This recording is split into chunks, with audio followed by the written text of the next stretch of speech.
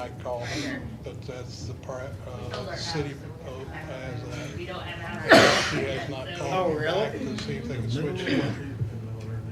It's on my list of to-do today. So how long do you have? She wasn't there Friday. Yeah. 30th of January. Like 90% of the other people. I'll just try. So that's gonna be what's gonna happen, like, when we want to move, we're gonna end, so.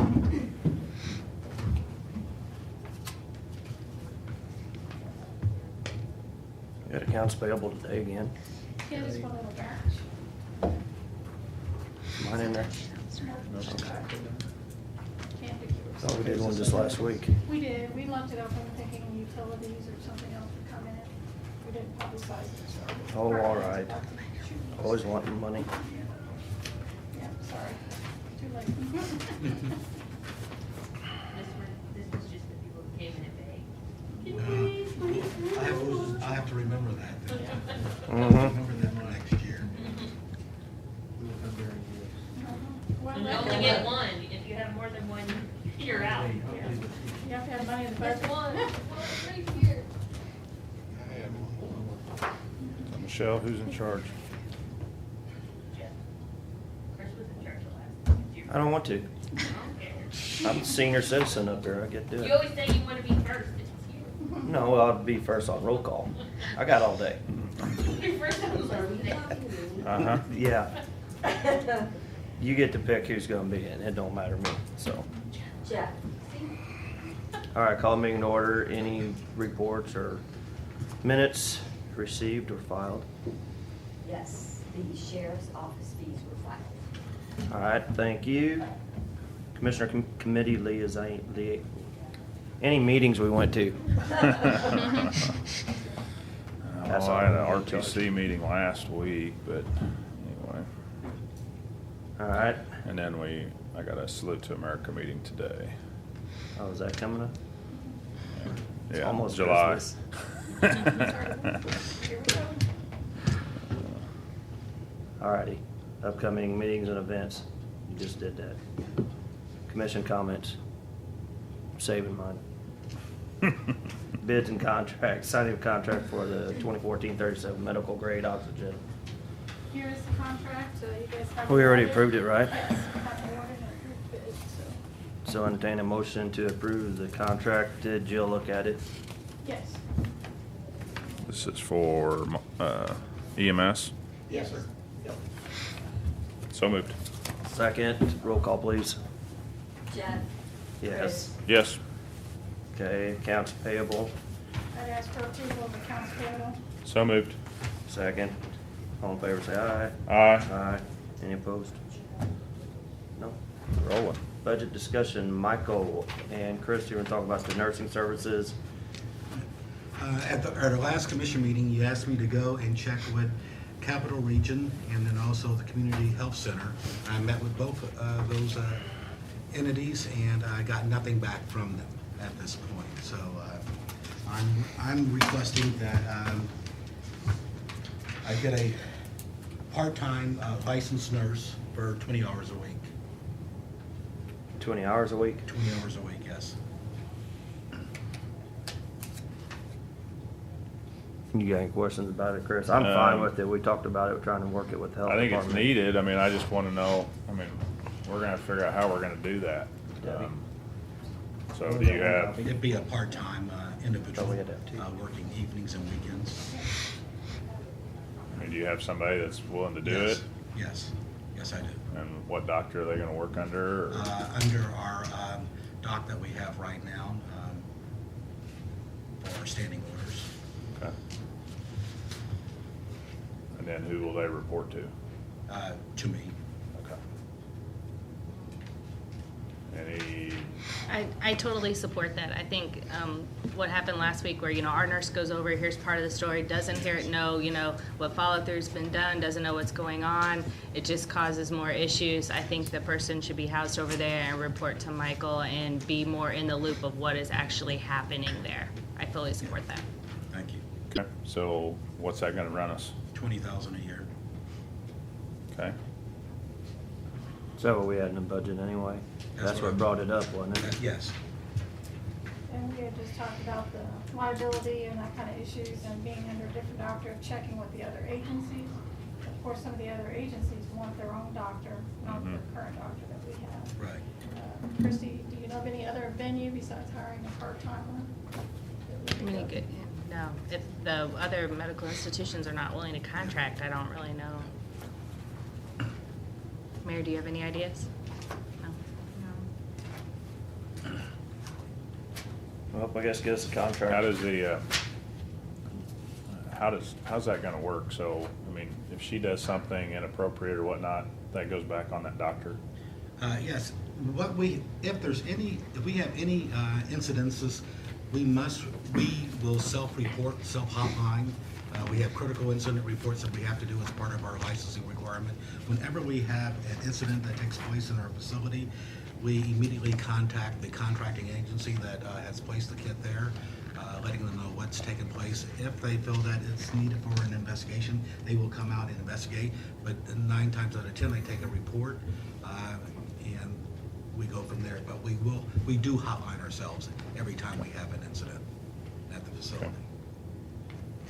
So you anticipate just 20 hours being That is what all week long? That's what's required by our licensing requirement, 20 hours a week. And I don't see us having to go beyond that at all. And we're really looking at it for when you get new kids coming in, it's a wellness check. It's if they have a sprain, they're taking a look at that. If they're needing for more medical attention, we have the urgent care, and we have the emergency room that we take the kids to. So it's not as if we're asking them to go in and do more than what you would have a school nurse do when a kid comes in for a sick call or well check call, things of that nature. That's what it's for. And so I still have I still don't know what they're gonna be doing for 20 hours a week. I mean, that's 2 hours a week with each kid, so. Okay, what I have them planned as one of the things that they will be doing as they come in on shift, they will be checking our checker. We have a reconciliation when we give out our mats. I have them do a reconciliation on each shift. I'm wanting to make sure that we're doing it appropriately, so she will be checking to make sure that's taking place. She will be checking to make sure that we're up to date for any shots or doctor visits that they need to be making, and things of that nature. Okay. All right.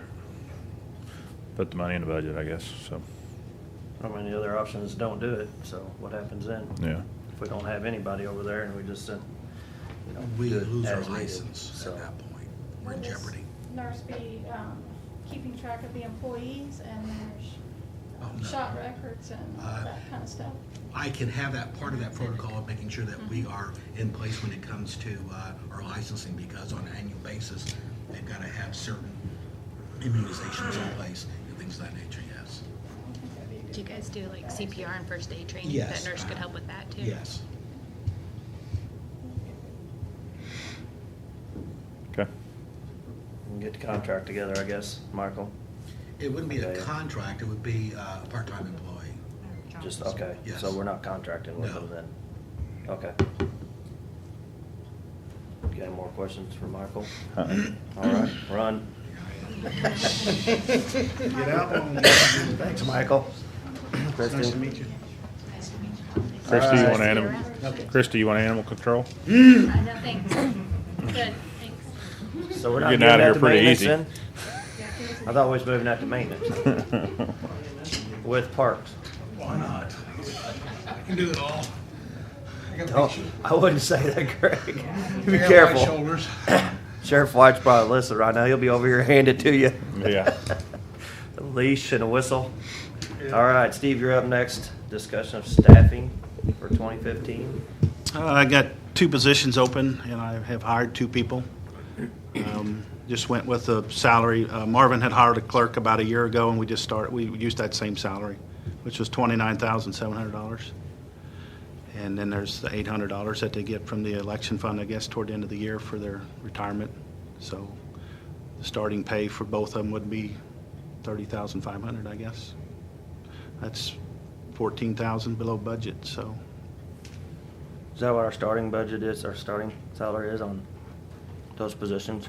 And then I was actually looking at the one that used to be under IS, was eliminating it at this point because it was working for Dale.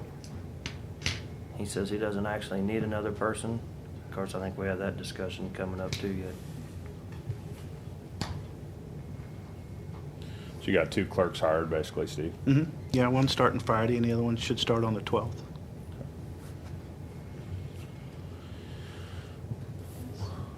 As far as the starting salary, no, it's a lot lower on the grid. But again, like he said, he brought the ones in at what the last one hired was making. And it was definitely above grid. But it was in the middle of the year, so obviously the budget money was there, so there wasn't anything Commission could do at that point. At this point, obviously, because the budget's not approved yet, that's why we're here.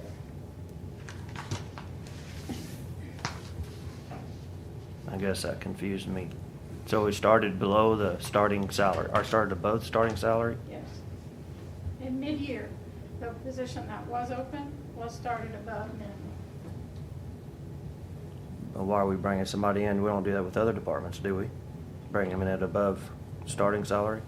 Some elected officials, in the middle of the year, yes, that has happened, because there's no control over their budget at that point. If that makes sense. Yeah, I guess. I don't remember it happening though. Then what about the one that used to be under IT? IT, that job description is a little bit different. I guess It my did concern have- is, do we need that position? Because he was working under Dale for a while, doesn't do a whole lot for the clerk's office, and we don't need it for, I've talked to Dale, Dale says that he doesn't have enough to keep a person busy, so he doesn't think it would be smart to hire another person with IT right now. That may change in the future. But we moved her over basically just to help with the payroll and checks. Otherwise, that position was under the commission. And the reason it went underneath the clerks was so we had a person from the auditor's office, a person from the clerk's office, and a person from the commission doing payroll and stuff. So you're talking about taking that position out of my office? Is that what you're talking about? Eliminating the position, yeah. Well, that'd be against the statute, wouldn't it? Doesn't the statute say that that's supposed to be in my office? What position? That, the accounting part of it, the financial part of it. I don't know what statute. We can check with Jill if there's a statute saying it has to be there, or that you have to have 5 people or 6 or whatever number. We can discuss that. That position hasn't done a whole lot for the clerk's office. He used to work for IT, and then it got moved over under the clerk when Marvin was here. So why did it get moved over? Y'all were here. How long ago did it get moved over, and why did it get moved over there? It got moved over because she was the one that was helping with payroll, and she was under IT, and to have the auditors to comply with what their recommendation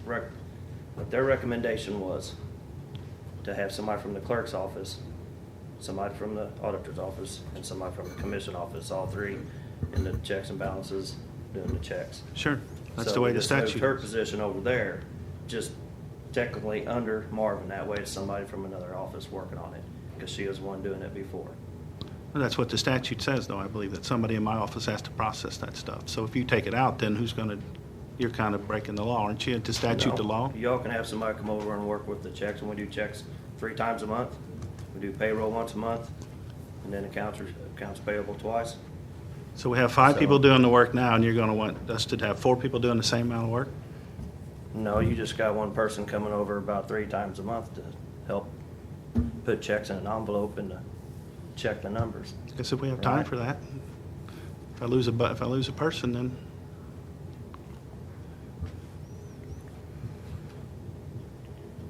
I just don't think the position is needed over By there. statute, they are the bookkeeper of the county. They are the ones who actually process the checks. So, once they're approved by everyone, the processing is done in the clerk's office.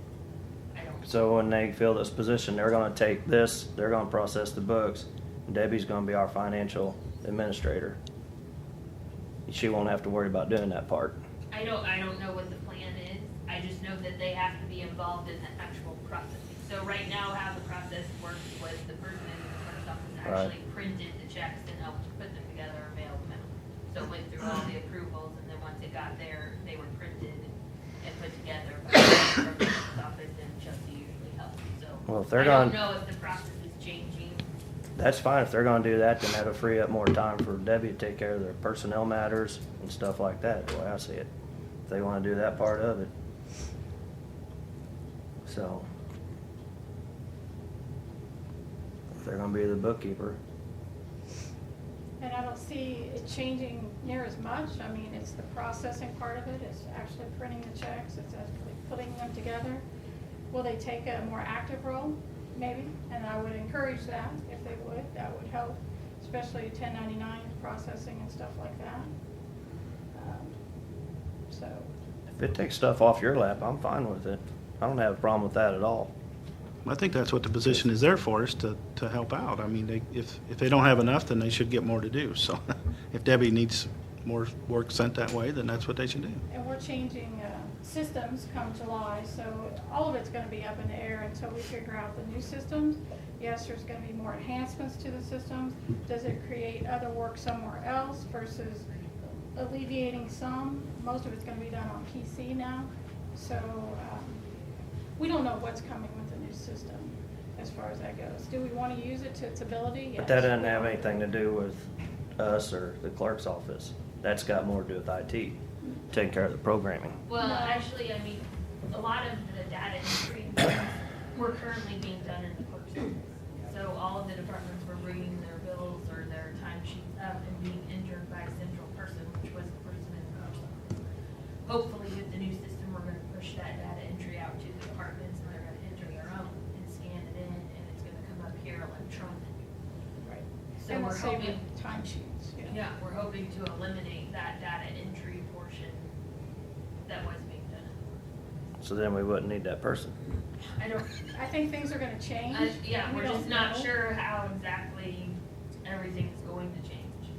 When's that gonna be up? And actually, we're talking about going live the end of June. So, and we're just at the very beginning stages of having conference calls once a week or every 2 weeks. Every 2 weeks. They'll be here in February to kind of sit down and talk about how the process works now, and then they're going to suggest how we can do things better, or how their system can handle things differently. So hopefully in February, we'll have a better idea of how the system's going to work, but right now, we're in the very beginning of the process. And I think we're gonna use the system, hopefully, I think the system has like tracking devices in it for training, for different things that we can keep account and help all our departments keep account of their people too, so that's new features that will take some time to set up, organize, get started, and maintaining, but it will alleviate some other processing that we're doing now. But still, our office has to be involved somehow, some way. So there has to be someone there to staff it, to do it, to work. So True. if you take the position But you'd out, still have the positions over there, somebody can come over and do it. well, we have 4 others that are busy, so I'm not sure that, I mean, you're just saying that the last clerk, the person entered didn't do anything? I mean, they still work. They were there 8 hours a day. I'm saying they didn't do that much besides the payroll stuff and entering stuff. It wasn't a full-time thing for them. I think it could be eliminated. I think it could be put on somebody else's plate. As far as, if you're gonna do that, then Debbie, you gonna relinquish some of that stuff? Sure, depending on the new system. I want and that, how it's I'm gonna- recording this, you know. Yeah, well, I'm. You said sure. I don't know the new system yet, so it's, I will. No, I mean delete even the stuff. system the way it is now. Sure, we gotta train the person. We got nobody right now. All so right. We have to train them anyway. You promise. Pinky swear? I'll give it up. I'm serious. If we're gonna throw more into their lap to do, I'm fine with it. If it's gonna take some off of your plate, but you gotta be willing to let it off of your desk. Sure, And you're our little mother hen around here, so, and I don't mean that in a bad way. yeah. I mean in a very good way. It's a compliment, but you gotta be willing to give some of this stuff up. Sure, I will, because I mean, that's part of the county clerk's Okay. responsibility as far as accounts payable is concerned. Then as far as the starting them out at a mid-range salary, I don't remember doing that. If we start somebody new, we just start them at the starting salary as an incoming person, new person. We do So if we're most- gonna change this, we're gonna have to do it for everybody. And everybody's gonna come in and say, well, I want to bring them in at this salary for whatever reason. They've done that many times, Jeff. They're both experienced. One lady's got 30 years of experience, and the other lady's got a business degree, and she's working at a local bank. They're very qualified, so I think the pay is in line with their qualifications. We've run into it with, I mean, we're talking to the prosecutor later on, and when he brings somebody in too, they may be qualified for more money too, but we usually start them out at starting range, so. I think in that position, you need somebody that you can trust and you can depend on, because they're going to be in all the checks and the payroll and stuff like that. And you I need think in every dependable position, people. you need somebody that's gonna, you can trust, so if they're gonna be up here handling stuff for the county. Yeah.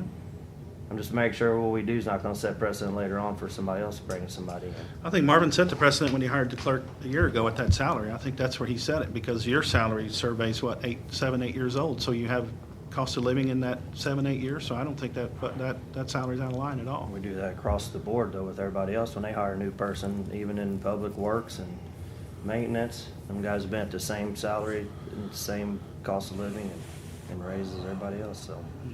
That's their Yeah, battle. we have more control at everybody under our department, and there's been many times where department or elected officials had money in their salary budget where they bring people in well above starting, and we can't do anything about it just because they have the money in their budget. So, of course, we'd like for them to bring them in at the starting range, but there's just nothing we can do about it. I mean, we've seen that time and time again. We got the budget coming up, that's when we can adjust it. We can put in the minimum.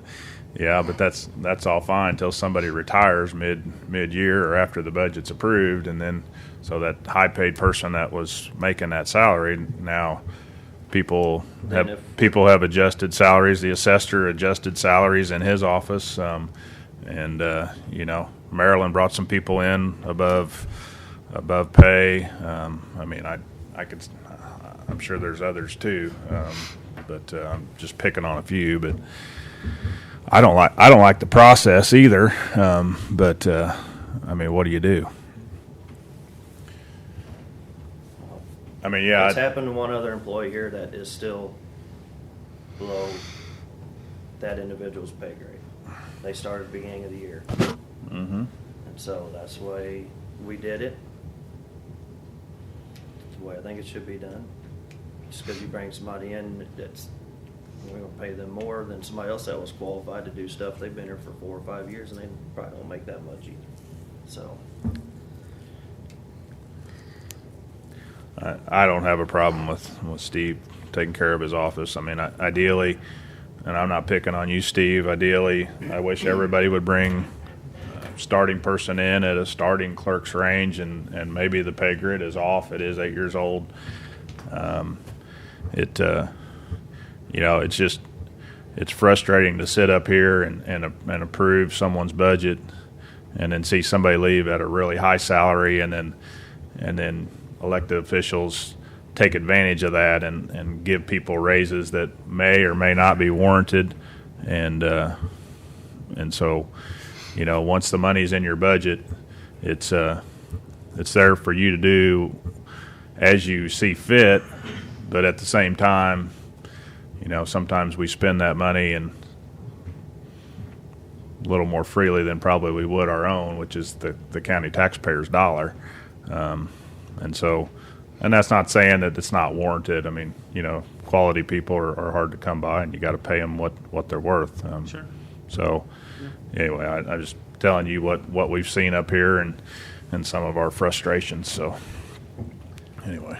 I don't think it'd be fair to bring them in, you know, people that are already in the office, the equal pay. Right. To bring them in ahead of that, so Right. So, I think I'm going the right direction, so ultimately you all have to decide, so. what do you think, Sam? What is starting Well, pay for a clerk? on the old grid, it was 23,700. And again, the grid has not moved since we established it. In that office, last person hired, 28.4.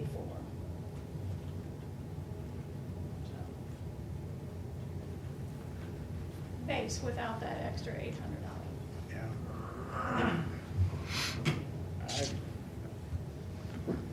I don't have any problem with doing it.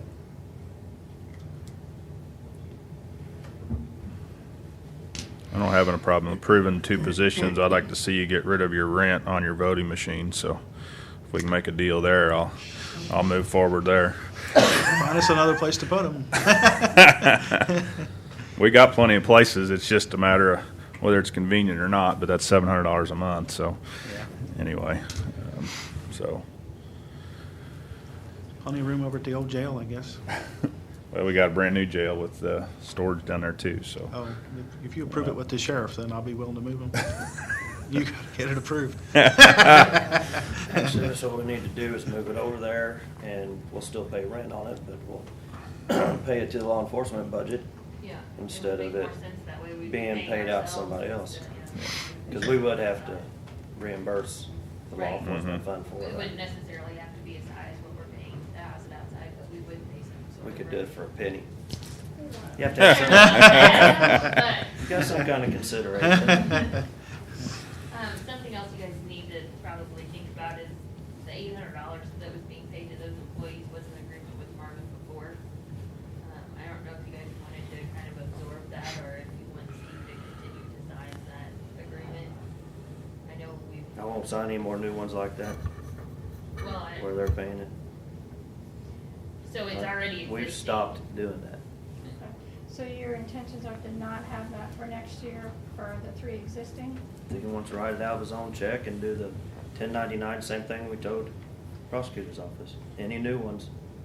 Well, it's not. This is existing. Currently there with Marvin, you would sign the same confused. agreement. Every year we sign a new agreement for $800 per employee over there. So it's been. Comes out of ongoing. his slush fund. Uh-huh. Do you want to continue that agreement with Steve?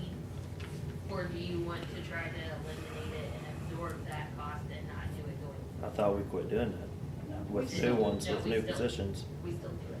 Well, he's down to 3 now because it was only the 3. So it'd be 3 going into next year, otherwise, if I understood him, he still wants to do it with the new ones. So, So it'd be 5. I'm understanding. Yes, when I hired the ladies, that's the salary I quoted them, because that's what Marvin told me they were paying. I didn't know that there was a question on the $800. I just thought it was a given. So when I hired them, that's what I told them, so. It's just an agreement that was signed every year, like a memorandum of understanding, every year during the budget. They Oh. wasn't like re-approved or re. Is that something that we're 1099 in them, or is it he just paying us and?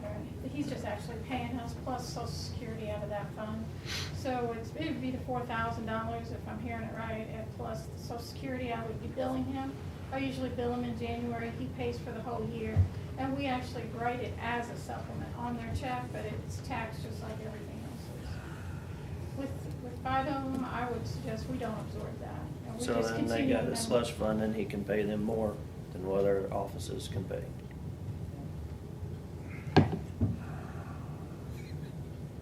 Happy Monday. Mhm. It's almost a new year.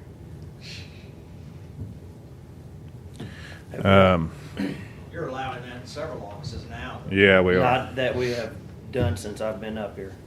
The last one that we signed a new one, Not new, but it's been ongoing for. I know, that's why I said I am not signing any new ones. Because somebody else has a slush fund, it's not fair. It's not fair to like your office. You don't have a slush fund.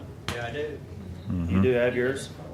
I'm not using any of it to pay additional salaries. Okay. But there is What do you- only, there is a lot of departments that don't have that opportunity, I will agree with you.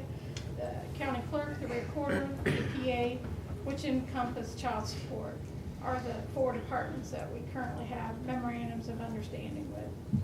And each year we redo the same. We redo the same one, but those have been in effect probably for 6 or 7 years. So Steve would currently have 3 people that fall under, that we're currently getting in. Now, whether or not he gives it to 2 more, I don't know. That would be new. But the 3 that are over there getting it right now would get. Are we talking about the 3 that are over there right now, or the 2 new ones? Because I thought we were talking about the 2 new ones. I was talking originally about the 3. I guess, Whether yeah. he wanted to continue. He has offered it to the new people also. When I was hiring him, Marvin had told me what the salary, should be or whatever, and he put in, the $800 was in that salary. When I hired the ladies, I told them that was their salary, so. I'm not doing any new ones like that. I said that from probably about 6 years ago. We ran into it with another office. It wasn't just a slush fund thing. That was having money left over at the end of the year and using that money up from unfilled positions. I don't know how you can do it for 3 people in the office and not do it for the other 2, so you either have to not do it at all or do it for everybody. It's just not. Well, when you bring somebody in a new spot, what are you telling the other ones that you're paying the same thing to? You're gonna bring somebody that's been here for 6 months and then bring a new person in and pay them the same. Yeah. I mean, the last clerk hired was just a year ago, so just bring them in at the same salary. If they were there for 15 years, it'd be a different story.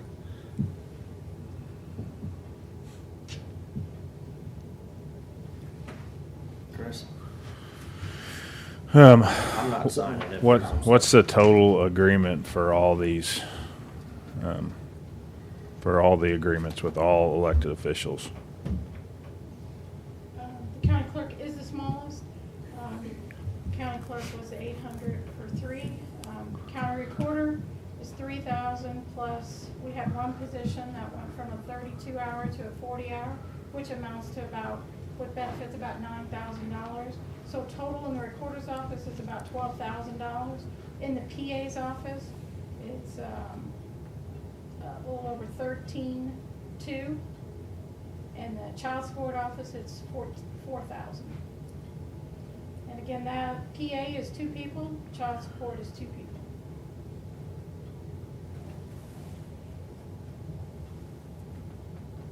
And that's the current agreements we have right now. So, unfortunately, when it first started, it was to have new positions. And new positions, I think, is a good thing if they want to fund a whole position and they have money to do that. But like Jeff, when you start picking and choosing who gets money out of these slush funds, then to me, that's not a good place to be. But then you're not. But we're Eliminate them there. as they quit. If they quit or retire, then we eliminate that, that amount going to that position. I think that's what Christian's saying, of the 3 that we have, we could absorb that and just put it into their salary now, not get any supplements, but that would change the starting salary for the ones coming in from the 28,400 to the 29,200, if you wanted to absorb that. Take that out of if we do raises this year, take it out of how we're gonna do raises, and then we get rid of that. Depending on how you're gonna do the raises too.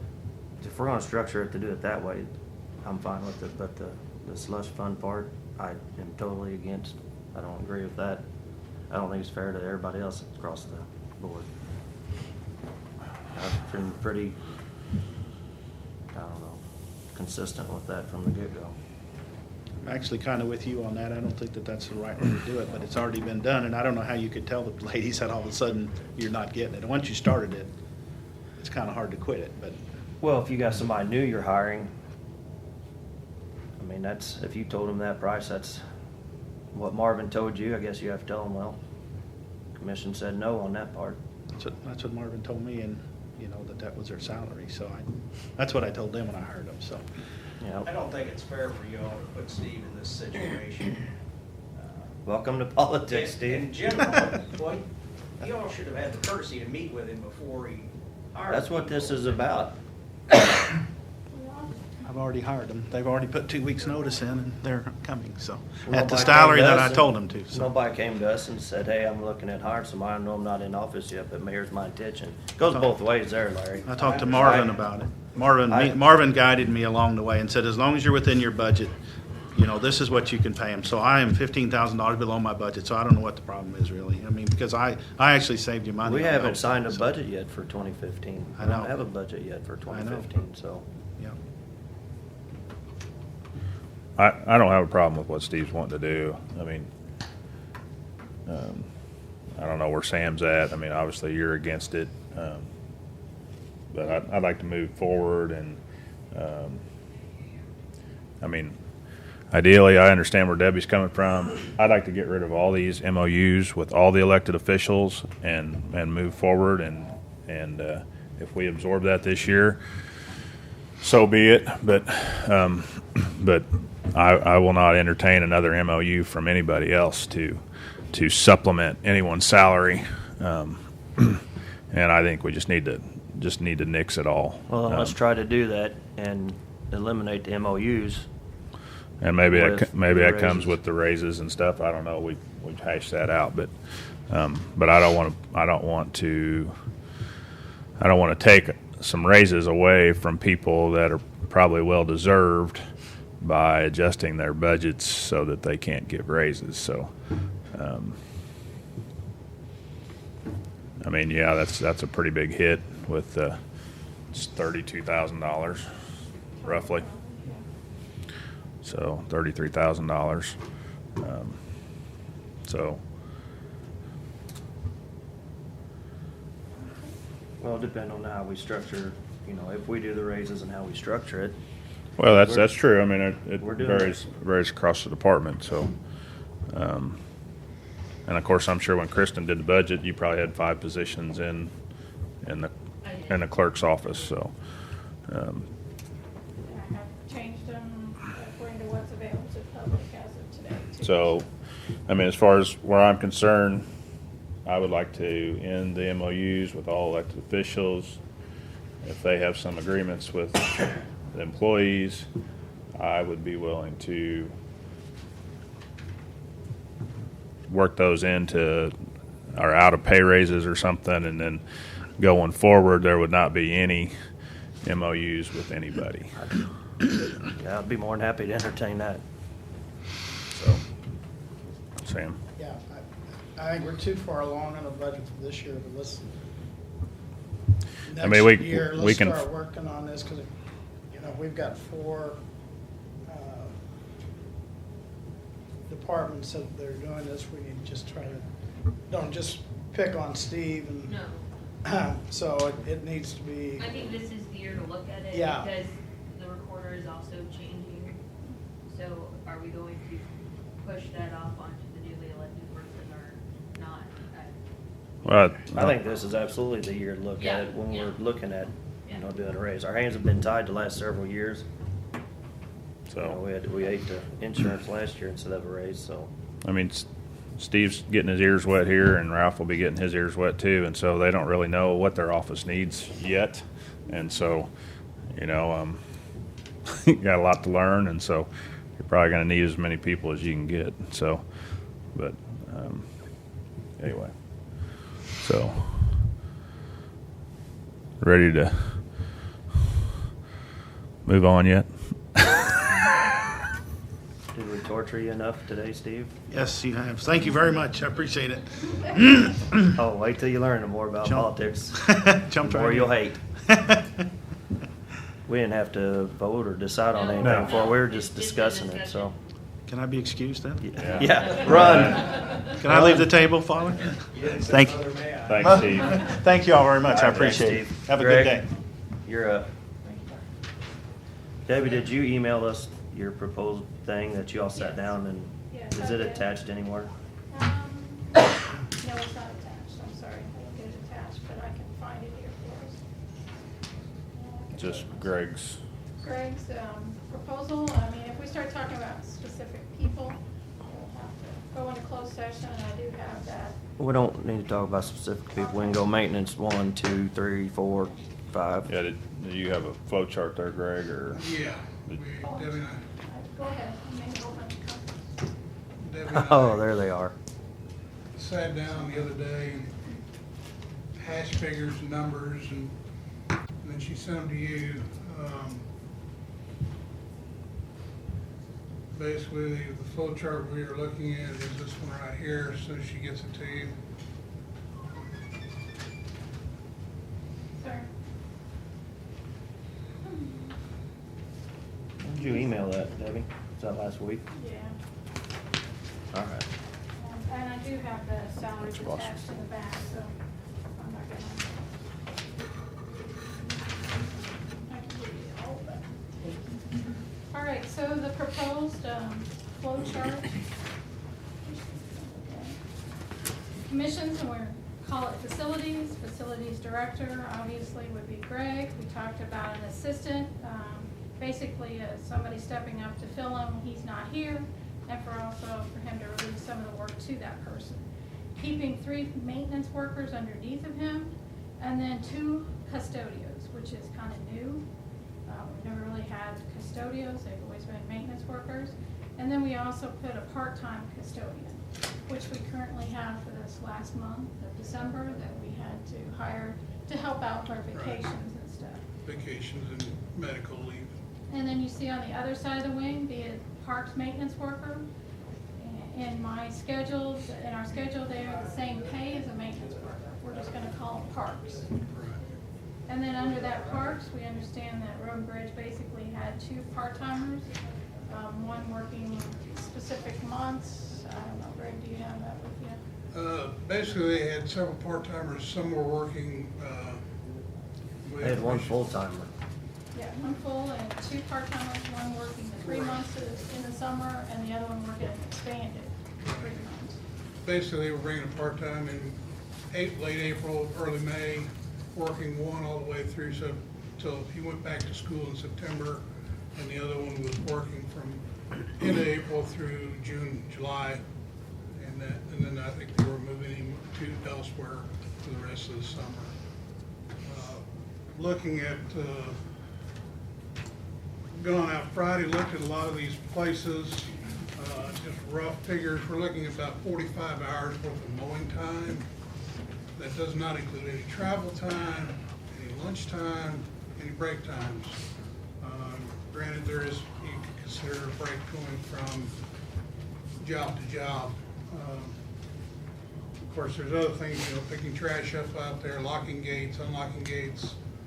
You got a lot of other things that we still have not gotten anything on the mowers. I was hoping to get a hold of the individual that did it last year to go through what equipment they do have, what the equipment is, how much time is on the equipment. If the equipment wore out, I don't know. I know there's, in the budget, there is no repair or fixing of the equipment, so I'm assuming that Road and Bridge was eating that somewhere else. They have $1,000 for fuel. Did that include the truck and stuff they were using and the repair on the truck? I don't, $1,000 doesn't seem like a whole lot for as many places they were mowing. One place they say is 24 acres. You look at the plot that I had GSI print off, GIS print off. It looks like a lot more than 24 acres are mowing. I'd have to get with the individual that was doing it last year to see exactly how much they mow and don't mow at the Cole County Lake.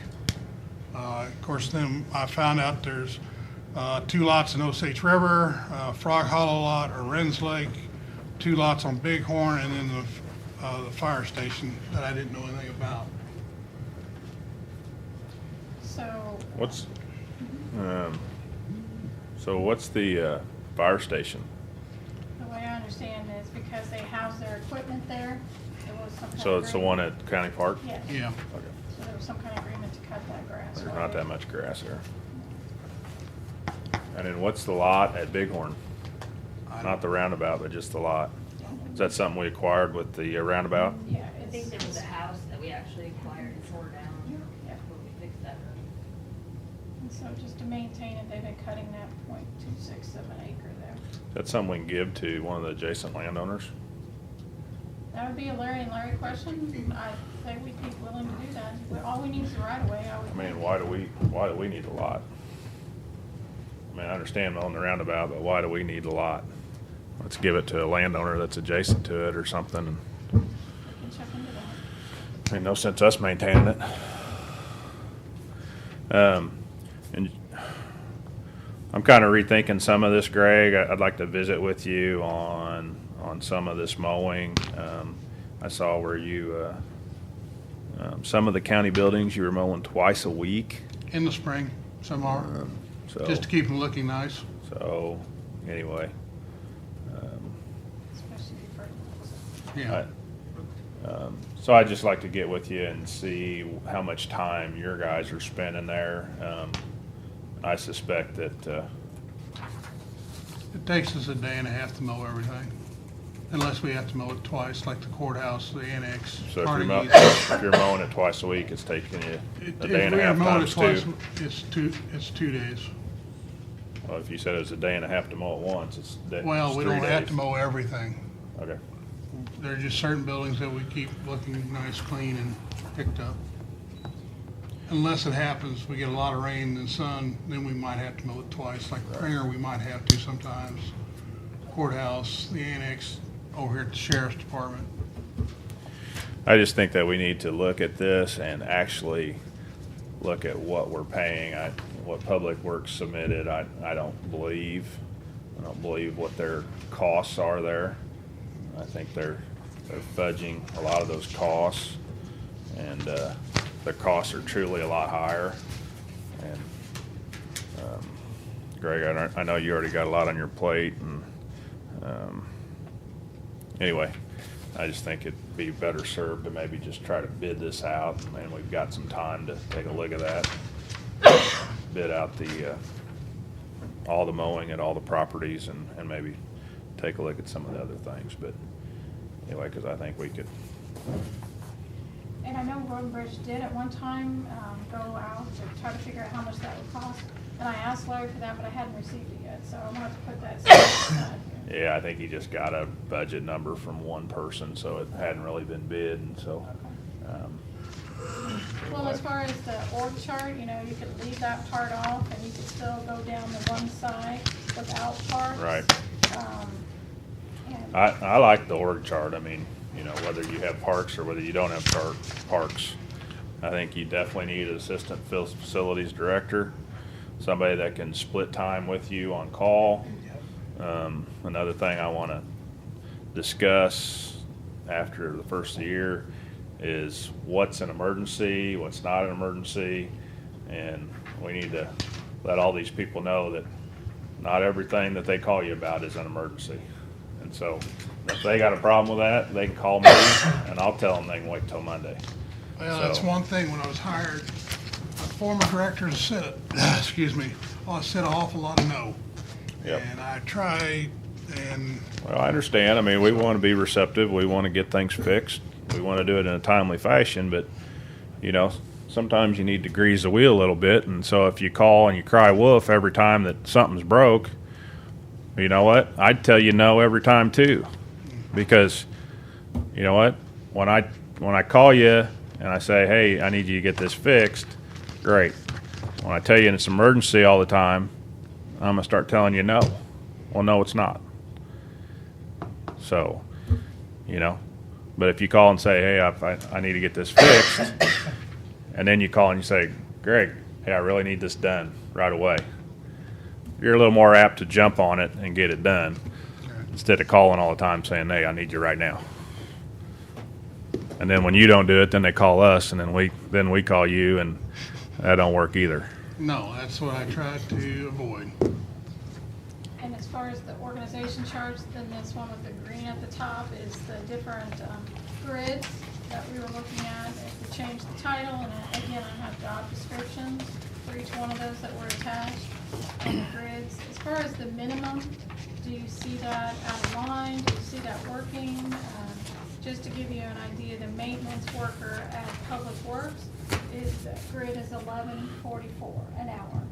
Okay. And we're starting this at 11. Are you wanting to try to get to the same as Road and Bridge? Do you feel like it's the same? Or I just gotta get an idea of this to see if how we can adjust current employees. Are you fully staffed, Greg? Am I fully staffed?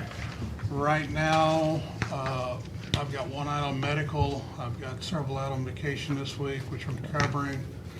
That's where I'm getting into buying is vacation times, how many hours we're allowed to keep on the books, then unforeseen things, people getting hurt. So it's been snowballing for the last 6-7 months. As far as all the positions that we budgeted are filled right now, what the plan was that if you did bring in Parks over this, that would be a new position. Whether that would open in the director's position, or if he would hire from within up to the director, and then we would take one of the maintenance people and put him down to the Parks, or put him actually even, Parks is the same. So this may not work out if you do not do the Parks, as far as that go. I mean, you can go ahead and move up somebody to the assistant director. If Greg thinks there is somebody, if there's not, that's where we would go out to put applications out there. A resume, or, look for employment. But if you don't move the Parks, then we wouldn't have an opportunity to do that. Until the next person leaves, of course, or Right. something happens. Yeah, I think now's the time to, as we go forward with salaries and salary adjustments, if we need to make some adjustments in the maintenance department, we need to do that. And, so I think it's needed. They take care of a lot of properties, and we need to take care of our properties and try to do a better job. I do think it warrants having some custodians or some reclassifying some of your people. And I know you want all maintenance people, but there's certain people that can't do everything. I agree with you on that. Debbie and I sat down, we looked, we went through some of the job skills of certain people, what they were able to do. And I agree with 2 custodial workers, a part-time custodial worker, 3 maintenance ones, or maintenance 2 workers, however Right. you want to classify them, and then an assistant for me. And then if we do the Parks, I think the Parks will flow over to the way it's laid out right now. And I could always use one of the custodial workers to flow over to Parks if I needed it too. Right. Yeah, I like, maybe having a maintenance worker 1 and a maintenance worker 2 in the grid there somewhere, because I think you have some people that are probably more skilled than an entry-level maintenance Right. worker. And so I think that warrants some looking at. So, And I don't know, Ha- if that flows the same as the assistant facility director as far as. well, I think you got to have some space there. I don't think that really affects your org chart a whole lot. I mean, I just think, if you hire an entry-level person, you got a maintenance worker there somewhere. Now, whether it's a maintenance worker 1 or a maintenance worker 2, I think if you hire somebody as a maintenance worker, they come in at maintenance worker 1. Correct. And then if you have somebody that's more skilled, maybe they're a maintenance worker 2. Or start them as a custodian, and if they've got the skills and the ability after 6 months, maybe move them up. But you got to have some room in there somewhere and Right. to move some people up and around. Well, Jeff? The park maintenance, we were looking at 1 person for it. Full-time. You've got a full-timer here and 2 part-timers. And I think the way I understood it was we'd get a park maintenance person, which it doesn't need maintenance this time of year. Maybe check the trash cans a couple hours. Then you'd be able to use them for other Correct. things. I mean, during the summer, it's obviously gonna be busy with cutting grass, and I'm fine with looking at getting bidding that out. I don't know if it's gonna save us anything or not, but Well, nothing wrong looking at it. it all depends on whether we're looking at our true cost of what it actually costs us, because when I see what Public Works gives us, there's no way that it's the true cost, because they don't have any equipment cost in there at all. And, anyway. I agree. And then if you take Greg's cost in there, what it's costing him, and 3 people, 2 people. 2 people a day and a half. So, And if you're talking about another truck, another wagon to haul the equipment, which I'm sure Road Bridge was using one, so that's not all figured in there, you're right. So, anyway, we can talk about that later, but I mean, if you don't have a problem with it, maybe we can work on Jennifer to get at least that bid and see where the bids come in at. Yeah, I don't have a But problem with it. we're just gonna, we'll have to get with you and And I'd say we bid all the properties. And whether we include the trash or not, I mean, that's something that we'll have to just work out. I wouldn't mind bidding it here, and they can cut the grass in the evenings or Right. weekends whenever we're not here and stuff too. I don't know. And some of that stuff too, I don't know, like out at County Park, I don't even know why we lock the gates. I mean, what's the point? I went by all weekend long and they weren't locked, so I don't know what. Yeah. I mean, I don't think they ever lock them. I think the only one that, when I was talking to Larry, he was talking about was up there by the Legion, and it's usually. Legion locks theirs. Yeah, and he has to get in that gate in order to get the equipment, and Mhm. they've got a stockpile or something back behind there. So they unlock the gate, they say, every morning, not Legion, so I don't know. That gate's never unlocked unless Legion's in there. So, I don't know, that's what I'm just saying. what Larry I mean, said. Greg might unlock it if he's there, but, I mean, everything that I've seen, they don't really need to get in there to mow it, so they can come from the other side, but depending on where his equipment's at. And if it's, we're in charge of the trash pickup at some of those parks, I mean, some of those parks alone, the trash pickup would take you a while. We'll just have to work that out, yeah. Like I said, I'm open for it, if we can work it out to where it's feasible. Even if we try it this first year and get some true figures to see what it's actually is costing us, I don't have a problem with that. But just rough numbers from what I'm seeing, was one person doing it all? No way. Cutting the grass? Cutting all that? We're already up Why to not? 44.25 hours, and Keep that's them just busy. hours cutting. That's not getting to these locations, that's not loading and unloading. So you're over that. But you have the facilities here included in that. I'm looking at just the parks. So, okay. Or- Even if you take that out, let me find my rich. Even if you take that out, you're still only looking at, 3, 4, 5, 6 days. Or 6 hours. Oh, the first one's 24, 2 hours and 1 hour. One of the things that you gotta realize too is that we think about mowing as just mowing the grass. Well, there's trimming, and there's Yeah, probably sure. as much trimming in County Park as there is mowing, so. Trimming, you gotta blow everything off. Yeah. I know Greg blows all the sidewalks down through there on the county park. He does that a couple times a week. So, there's, plus all these other little lots that are in there, travel time to get there. So there's 40 yards at least there, just on what they were doing before taking over anything here.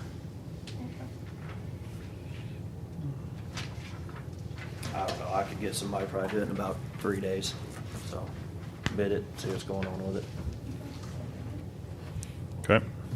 I guarantee you I can find somebody to do that in 3 days. It wouldn't take a full week for them to do it. Now, if their lawnmower breaks down, it's a different story. If they gotta sharpen their own blades or change the oil.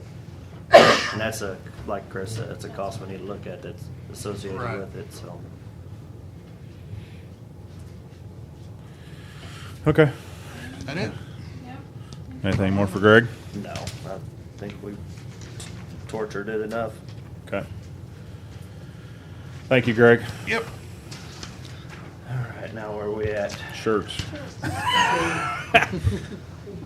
Get the darts out for Shirtsy. Last but not least, back in August, when we first presented the budget, we discussed one of the requests, wrote a memo, and hopefully you guys have that in front of you, that detailed the request about adding a field supervisor and extending the hours of coverage with the QRV.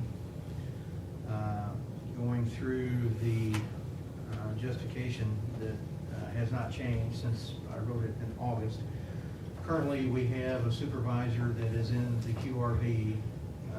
They work 4 days a week, 10 hours a day. What we are asking is to put an additional field supervisor in that QRV and have the hours of coverage to 7 days, 12 hours a day. When you look at the structure of EMS, you have, equated to the Sheriff's Department, you have the intake where calls come in, and then they are distributed out to the respective ambulances. What we don't have is we are also 50% of what we do, if not greater, is in the field. From an intake perspective, we have supervisors that are on duty that cover that aspect of it. Where we are lacking in supervision and deployment is in the field. It's like the sheriff's department or police department, you have a sergeant and a corporal and then your line staff in the field. With the field in our department, I don't have that supervisory coverage. In looking at the justification also, depending on time of day, the QRV can be used for the types of calls that necessarily does not need a full-blown ambulance response. You're reducing the ambulance responses by using that tiered response from QRV, where you have that individual there that's able to handle and take that call on initially and triage it and render necessary treatment that they would not necessarily need a full-blown ambulance response. When you look at the statistics, our busiest time is from 11 o'clock to midnight, roughly. And with that increased deployment, we would adjust the QRV to hit and maximize the busiest time of day that we have statistically and historically. I know in times past, we've talked about the 10 and 12 Jackson type of medical alarms that we see a great frequency of. Specifically, the person that's in that QRV can handle those and mitigate those very quickly, where you would not have to send a full ambulance out to respond to that. They can be held in reserve for other true emergencies and or transfers. Like I say, with looking at it globally, we have the intake and distribution portion, and then we have the field operations. Within EMS structure, I don't have a number 2 or an assistant, if you would. It is based on the intake and the field portion. We do have a trainer that is a supervisor that handles the clinical side of it, the training, any quality issues that may arise. In the field, having that supervisor coverage expanded mitigates a myriad of other things that, from an intake perspective, the person that is there in dispatch cannot go out into the field. So having the QRV hours of deployment lengthened gives you greater coverage to mitigate things of that nature. Any questions, I'd be happy to help answer and discuss this. So you had said that your heaviest call volume was 11 to midnight. Is that 11A? That's 11 in the morning till approximately midnight, yes, that 12-hour period. Can you narrow that down more?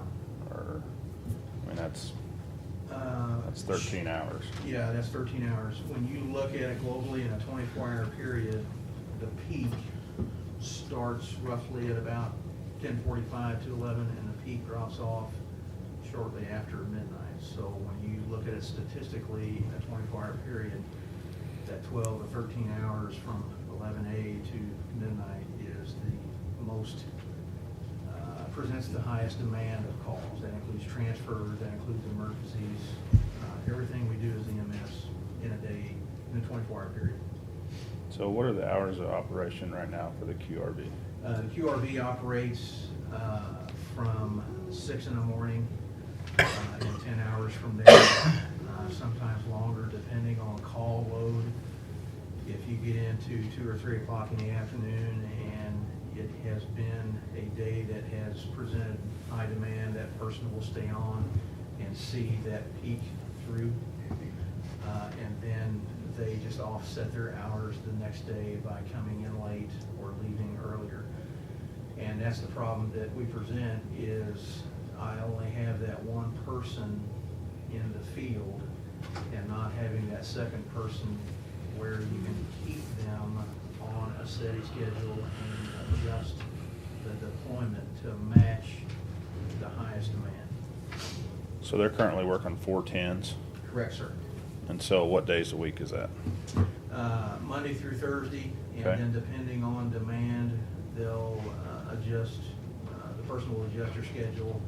It may be Friday, Saturday, Sunday, Monday, depending on the 4th of July or the fair or something we've dealt with recently that presents itself immediately, they will adjust their schedule accordingly. And so, so you talk about, supervision out there in the field, and I can understand that a little bit. So how do you mitigate a call? How do you know when a call comes in, whether to send the QRV or is it a full-blown emergency? With the intake portion of that, we're able, perfect world, to elicit information that says, hey, I've got a fractured finger. Having that information immediately would mitigate a full-blown response. Right. That's something that the QRV can get on scene and handle.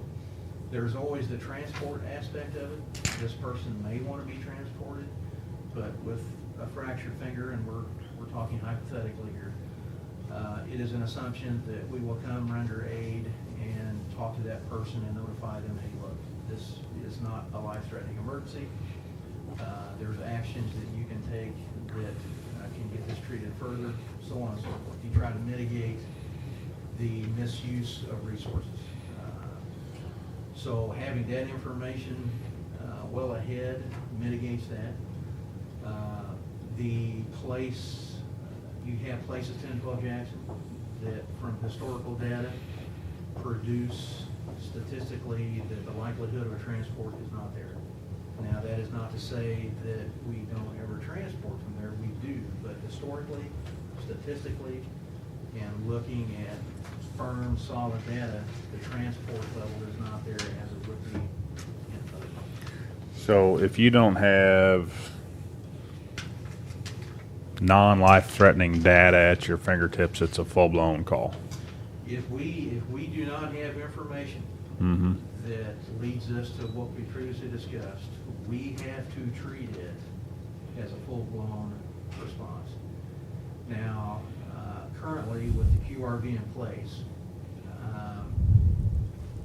they are at the tip of the spear to be the closest resource there. Mhm. So they can get there initially, survey the scene, hey, I've got this, we don't need to respond to ambulance. So that is a current practice. However, the window of coverage and the lack of personnel that I currently have, I don't have that mitigation capability like we're discussing currently, if that makes sense.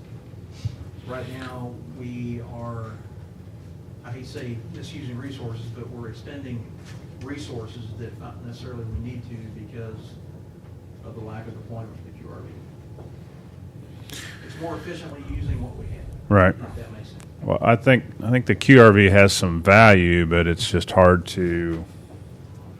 I mean, and I probably need some more data from you, Mike. Just in, how many calls can you just send to QRV versus because when a full-blown response. I mean, I can see having some.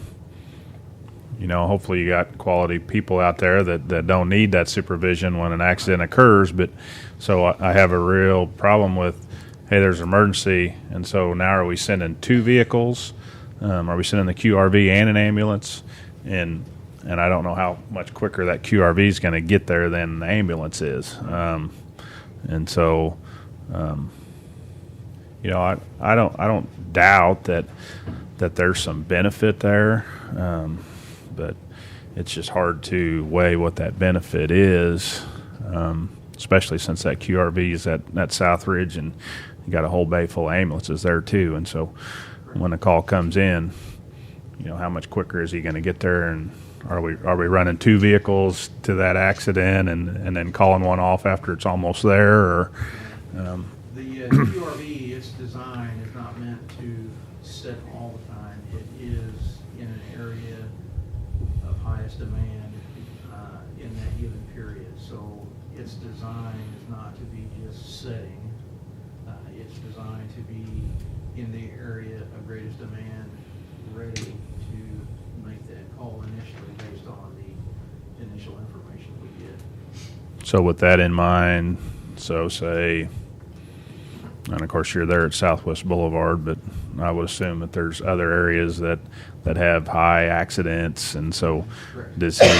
does he frequently hang out at those areas at those times to. Depending on time of day, hypothetically, we could use Highway 50 here between Monroe, stretching out clear to 54 and Trilo. Historically, time of day, there is a very high probability that between the hours of 3 p.m. and 6 p.m., there's going to be a high likelihood that there's going to be a need for a response in that area. So yes, you can adjust. Similar to a tow truck. I mean, different scenario, but it's if you've lived in a city for a while, the tow trucks are hanging out where the accidents are going to be. It's no So, different from police or law enforcement purposes. There are areas of high demand that, depending on time of day, you're going to get a call there. So yes, you put those resources in that area to meet that demand to mitigate a large response time and also use what you have to its maximum efficiency. okay. Mike, maybe I'm wrong, I don't know. Years ago when we first took over, Yep. I thought we had 2 field supervisors, so maybe you can explain how the one. What we ran into is as we grew and got a handle on the operation at a county aspect, knew how it works, didn't know how it works. So as we've grown, last year and year before, we found that we had deficits in the area of intake and dispatch. And currently, with restructuring that we did year before last, I think, with 2 individuals, we have 7 days a week coverage during peak times in intake and dispatch. Now, as time has passed and with call volume growing and other things as you grow and things change, we have found currently that the QRV deployment has deficits with the way it is currently structured. So that's why we're back here now asking for the extended coverage and the addition of that supervisor. It's currently at 3. Okay. We have three supervisors. Currently, yes. The third person right now is a training person, like I say. They handle the clinical part of it. The clinical super, James? There's 3 right now, your QRV and then. Bill, 2 yes, I'm intake. sorry. Yeah, two intake, James, the training supervisor, and then Bill, the person that's in QRV now. Thank you, you're correct. Yep. Okay. That's all I got. What kind of zero status reports have you got for us lately? Have we had any zero status situations? Stat zeros, as we've Stat always zeros, discussed, short of having an ambulance in everyone's driveway, and I say that respectfully, we are always going to have a time frame that all resources have been utilized to their schedule potential, and we have to bring extra resources in. As far as the amount, we are always going to have those historically and based on data. I can pretty much guarantee it's going to happen between 11 to midnight. That presents the highest frequency. Depending on what you have going on, like holidays and 4th of July, or when we have extra demand that's in place, you may have a bit more influx of those, but we do track that and are able to produce data specific to that. We have seen a bit of an increase for those in that time period. As I said before, with deploying that QRV in that time frame can mitigate those, but it is not. Are we having a bunch of status zeros? Because we haven't had a report on that in a while, so I was assuming that those have Having been. a bunch, no, but we always have a frequency of those. Because that was one of the Yeah. tasks at the ambulance advisory committee. That's one of their main concerns, was having enough ambulance and eliminating stat zeros. And then the other thing was the response time. Correct. Response time. So I think my main concern would be the status zeros. If we're having an issue there, then Yes. we need to look at it. Otherwise, I find it hard to justify another supervisor position if we're just I can- filling a QRV. I can produce a report on that. We have, as written here in August, there is an uptick in stat zero, yes. is it of a gravity that we have to add personnel and another ambulance station? A full-blown response to that, no. But maximizing the coverage of the QRV to mitigate those stat zeros, that would be a step that I recommend taking. I can get you a stat zero report, that's not an issue. If you would, I'd like to, I haven't seen one of those in a while. I know I haven't asked either, so this is much mine, so. No, I can handle that.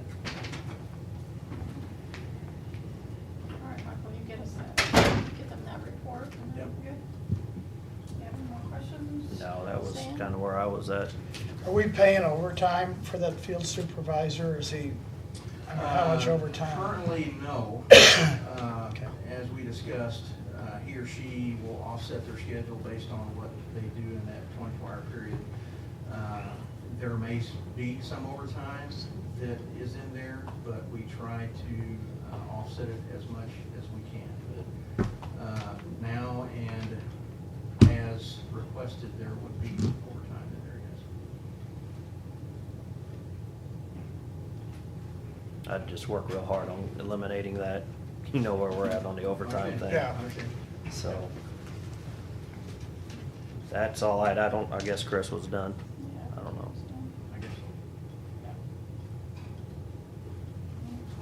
Well, wait till he gets back in there and then I think Mark's on No, the. you're fine. They have that under their budget. He got his boot off too. Just noticed that. Oh, I didn't pay attention. Did everybody have this still? They have it out there on the drive, I don't know if they found it. Go out of there, you're gonna look. So that way if I'm mad at you one day, Yeah. I'll make you go all the way around. There you Go around.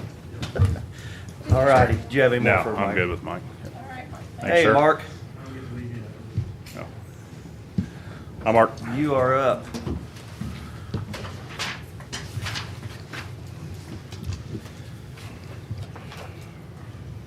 Just kind of asking down here again, just to get your needs again for the new FT that you want for next year.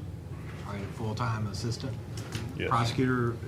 This past year and a little bit into the year before that, the courts have assigned a couple of judges from other counties to handle dockets here, which puts an extra load on us as far as the caseload that we have to handle and the dockets we have to answer for have an assistant available. And I think I made the pitch before, but we're at a point where I feel to continue to serve the citizens the way they should be served, our office needs a full-time assistant, in addition to the 5 that handle criminal cases now. And as far as the annual dollar amount, I'm just trying to figure that out. Is that 42, or is that what you said the last time? I'm not sure what the pay ranges are, but it would be in line with that. This position would be someone who would be a new assistant. I can't find the email, Debbie. I'm trying to find it. I thought we had that. I don't think One we or ever the other. budgeted. I'm not sure where it is exactly. He just talked about it, but Okay, I thought we had an email on it too, because I was kind of curious what your numbers on your cases were and stuff, Mark. I know even last year we talked about it, but, There, OSCA Uh, keeps a listing of the cases, and they've gone up pretty much each year. They break them down into felony cases filed in circuit court, associate felony cases filed in the associate court, and then misdemeanors and traffic. And they've got, they go year to year on that. I just brought down the fiscal year ending in 2013.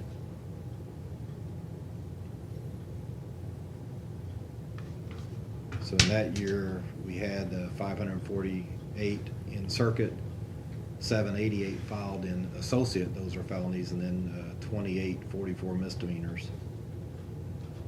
So it doesn't count traffic.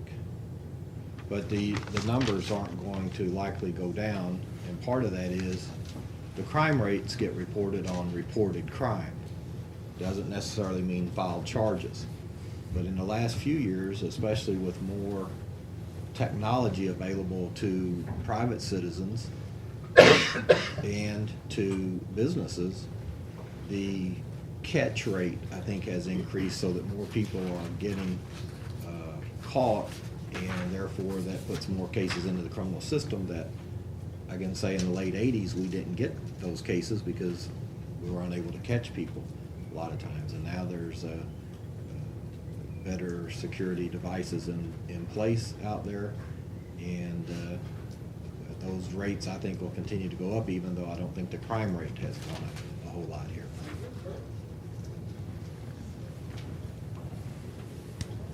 As far as the memorandums of understanding of salary supplements between the PA and child support, we're up to about 17,240. The commission, we're talking about not doing memorandums of understanding again. If we absorb the $17,240, would you consider paying for the one whole full-time position out of your funds for 2015? I'm just throwing that out there. I mean, I didn't know that was in play, and I haven't thought that through, so I couldn't say right now on that. Well, the Because MOU thing kind of the- came up this morning. What? The MOU thing came up this morning. Oh, okay. And I've I never didn't know. liked them. And I'm just soon, if we got an opportunity now to eliminate them or, work it out some different way, but Well, So, the something to think about. Reason for those is, and I've said this before, we compete with our attorneys especially, and also with legal secretaries, with big competitors in town. The Attorney General's office has a number of lawyers on staff, and they have salary structures in place that when I started in 1985 here as an assistant, the structure here was at least $5,000 more for the time I had in than at the Attorney General's office. Hence, I came here because it's also the work I wanted to do. Now that's almost reversed itself, and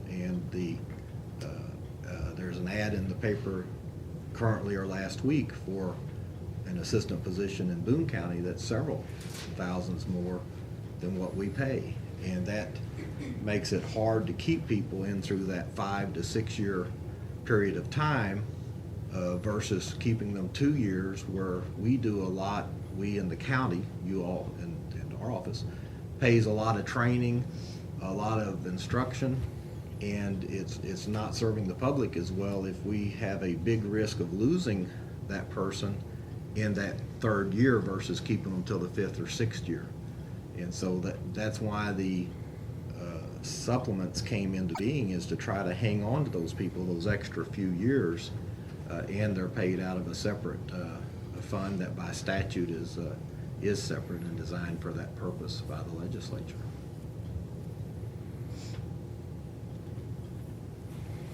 Well, I mean, I understand probably where you're coming from there. I mean, it's just a stepping stone for a lot of these people to get some experience and then probably to move on. So, In the rural counties, generally, they have not, and we're no different, not been able to pay or allocate money for a career prosecutor.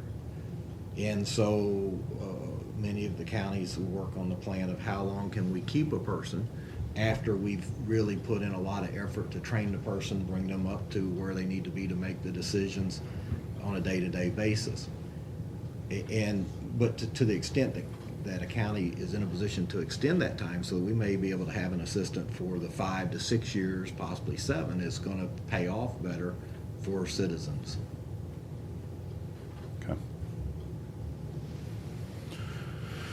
How often are you having continued cases because you don't have the personnel to get the stuff ready for the Well, we don't specific court date? I mean, We don't continue them because of the personnel unless something unexpected happens to an attorney that prepared for that case. But our continuances are either because of we can't get a witness there when we need a witness there, things like that. But we don't continue them because of personnel. I guess then if you had another full-time, you'd be able to actually get it scheduled earlier. And my issue is we got a lot of people sitting over in jail for extended amounts of time. Well, And and I guess my issue is no one wants to point out to me anybody you think should be out. You sign and let them out, sign them. I'll work to get them out on your word. But the people I see over there, and I review that list, are there because they need to be there. And I don't know, I checked a few weeks ago, it was 100 or 97 Cole County inmates in jail, which is not disproportionate to our population. That wasn't my point. My point was that you got people over there that are waiting for their court date. If they don't do, jail time in a prison or something, we're not getting paid for it. So if we get them through the system quicker to figure out what's gonna happen, whether it's supervised probation or whatever. So that's just And- what I was going at. I wouldn't say anything on your all's behalf that. You lost a In part-time, 85. didn't you lose a part-time? Well, that was paid out as supplement, I think. But in 1985, when I started as an assistant, we had 4 judges. Today, we have 4 judges, but our court is bringing in, or the Supreme Court is bringing in a couple extra judges. That's been occurring the last couple of years. The function of trying to move a larger amount of cases through the same number of judges is what causes delay. That delay is terribly unfair on all litigants, on both sides. A quicker resolution is always better, but it has been in the past only 4 judges. Now the judges are bringing a couple of judges from other counties, and I don't know how long it'll take for us to get the legislature to agree that we need another judge, but I believe the numbers show the need is there. We just can't get the increased number of cases through the same 4 positions of judges. And that's not the judge's lack of work or our lack of work. That's just a system that stayed at 4 judges for too long.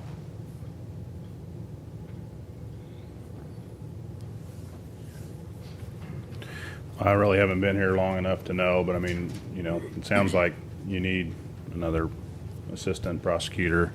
I really don't have a problem with that. I would like to see us to be able to work together a little bit better, and then when we have some issues that come up, I would like for some assistance from the prosecutor so that we can resolve some of those issues, and hopefully moving forward we can all work together and get things done. So I hope so too. Can you get us some caseload numbers? We have that available or not? Sure. Because obviously if they've got a couple new judges coming in, even a couple days a week, your caseload's gonna increase. Yeah, the amount of work we're expected to do in a certain amount of time goes up. That's what I happens. mean, so that way we can see and justify it or not justify it, so. And then we'll talk to you about the MOUs too, see if we can maybe work something out with that. I hate those, I've hated those since day one, but they were kinda grandfathered in, so I'd love to get rid of those. Sam, your witness. No, I think we need to work with you and give you another. Okay, thanks. All Thanks, right, Mark. Thanks, Mark. Thanks for your time. Now who do we get to pick on? I probably need to get the assessor out of here. Yeah. Probably should have moved them around, but I thought about that, but I didn't know if anybody else was any less important than anybody else, so. Yeah. Tom, come on up. We are ready for you. We could have probably told you Brad. just to come at 10 o'clock, so. Sorry about that. No big deal. I didn't think about it either. No big deal. You go ahead and pick which one you want to do first. I think you've got a couple of them. Sure. Thanks for the information ahead of time too. That's no problem. Thumb through it. And this Oh. deck is not included in the last one we talked about. yeah, that's fine.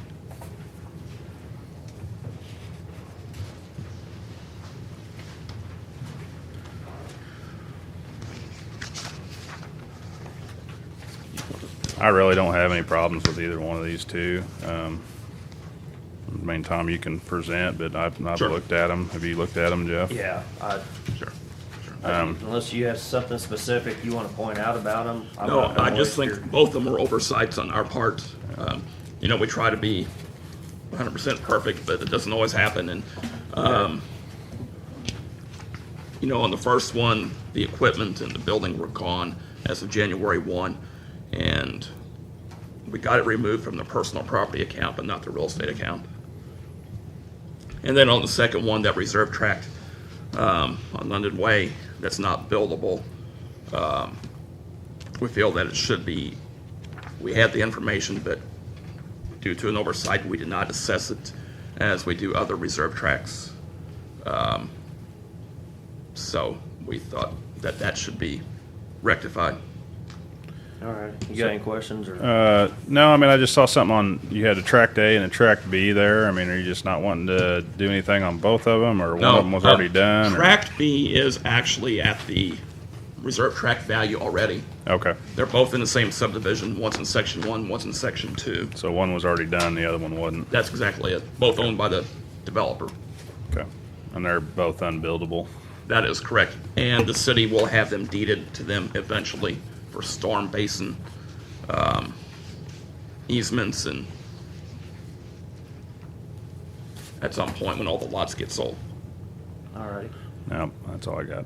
I'll entertain a motion to approve the assessor's office request for value adjustments on these two properties. So moved. Second, all in favor, say aye. Aye.